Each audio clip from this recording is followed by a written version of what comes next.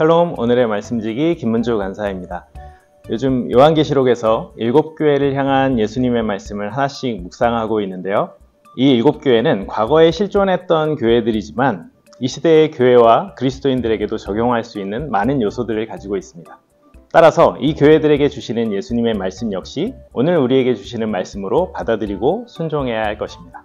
이 사실을 우리의 마음속에 깊이 새기고 오늘도 진지하게 말씀을 묵상할 수 있기를 바랍니다.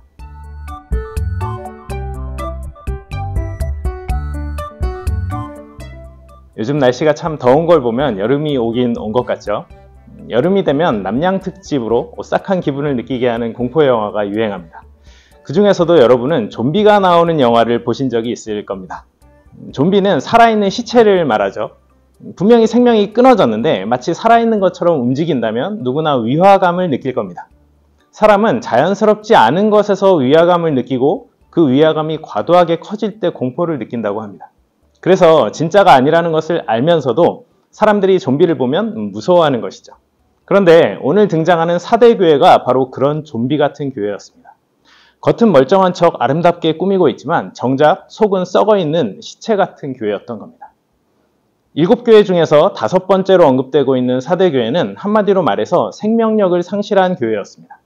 외형적으로는 예배도 잘 드리고 신앙생활도 잘하는 것처럼 보였을지 몰라도 영적으로는 죽어 있었던 것이죠. 사람이 자기 자신과 다른 사람들을 속일 수는 있어도 하나님은 속일 수 없습니다. 사대교회의 온전하지 못한 행위를 꿰뚫어 보신 우리 주님은 그들에게 사망 선고를 내리십니다.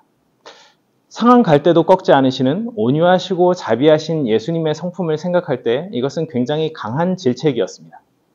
앞서 언급된 네 교회들도 책망받을 점은 많았지만 그럼에도 예수님은 그들에게서 칭찬할 거리를 찾으셔서 격려하셨습니다. 그런데 사대교회를 향해서는 단 하나의 칭찬도 없이 책망만 하셨죠.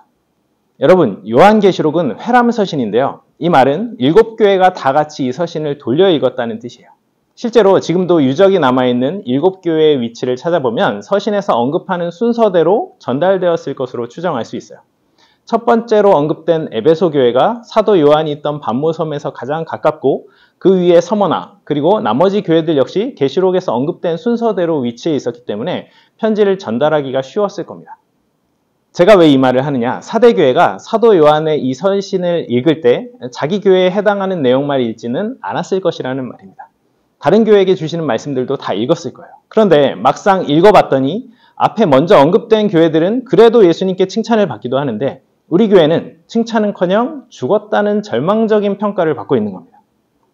과연 그들의 마음이 어땠을까요? 어떤 마음으로 이 편지를 받아들였을까요? 이것은 아마도 영적으로 죽은 상태에 있는 사대교회를 흔들어 깨우시기 위한 우리 주님의 강력한 충격요법으로 보입니다. 정신이 번쩍 들도록 야단을 치신 것이죠. 물론 이것은 그만큼 사대교회의 영적인 상태가 심각한 지경이었다는 것을 말해주는 것이기도 합니다. 그러나 사대교회가 완전히 죽은 것은 아니었죠. 아직 살아날 희망이 있고 그렇기 때문에 예수님도 그 어느 때보다 크게 책망하신 겁니다. 사대교회가 처한 상황을 정확하게 파악하신 예수님만이 이 문제를 해결하실 수 있기 때문이죠. 이처럼 예수님의 책망은 우리를 꾸짖고 정죄하기 위한 것이 아니라 다시 살리시기 위한 것입니다. 그러니 우리도 말씀을 묵상하면서 양심에 찔리거나 불편한 생각이 든다면 겸손하게 주님의 뜻을 구하면서 내 안에 숨겨진 죄와 불순종의 태도를 버려야 할 것입니다.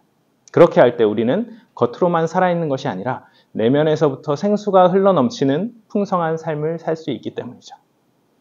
예수님은 사대교회를 향해 5개의 동사를 사용하셔서 회개를 촉구하십니다. 그것은 2절에 일깨어 굳건하게 하라, 그리고 3절에 생각하고 지켜 회개하라 라는 명령형 동사들입니다. 현실에 안주하지 말고 정신을 차려서 처음 복음을 듣고 예수님을 만났던 때를 생각하고 다시 그 마음을 굳건하게 지켜 행동을 돌이키라는 것이죠. 여러분, 복음은 우리가 회심할 때 딱 한 번만 필요한 것이 아닙니다. 복음은 그리스도인으로 살아갈 때 매일 마음에 기억하고 되새겨야 하는 것이죠. 그럴 때 우리는 그 복음에 합당한 삶을 결단하고 순종할 수 있기 때문입니다. 예수님께서 사대교회를 향해 기대하신 것이 바로 그것이었습니다. 그나마 다행스러운 것은 사대교회는 비록 소수였지만 그렇게 복음에 순종하고 거룩한 삶을 추구하는 자들이 남아 있었다는 것입니다. 어쩌면 죽었다는 평가를 받은 사대교회에 주님께서 남겨두신 마지막 소망이 이들이었을지도 모르겠습니다. 그렇다면 이 시대 한국교회의 소망이 될 수 있는 사람들은 과연 누구일까요?